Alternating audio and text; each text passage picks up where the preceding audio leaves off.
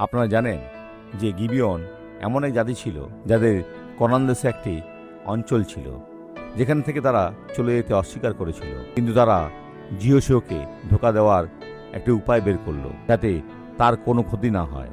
তখন জিহোশুয়া প্রতিজ্ঞা করলেন এবং পরে তাদের ধ্বংস করতে পারলেন না, কিন্তু তারা কাঠুরে ও জলবাহক হয়ে গেল। রাজা সলোমন গিবিয়নে ছিলেন।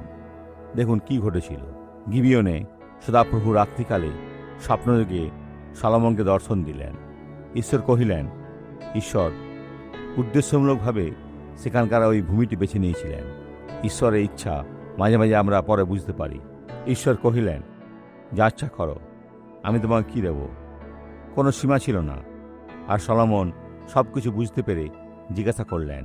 প্রথমে তিনি ঈশ্বরের সকল কাজের প্রশংসা করলেন, তারপর প্রজ্ঞা প্রার্থনা করলেন। এবং এই সলোমন নামক ব্যক্তির মতো জ্ঞানী আর কেউ ছিল না। ঈশ্বর আপনার মঙ্গল করুন। এখন আমরা প্রার্থনা করি। পিতা, সেই বোধশক্তি দাও যা এই ব্যক্তির প্রয়োজন, যা আমার প্রয়োজন।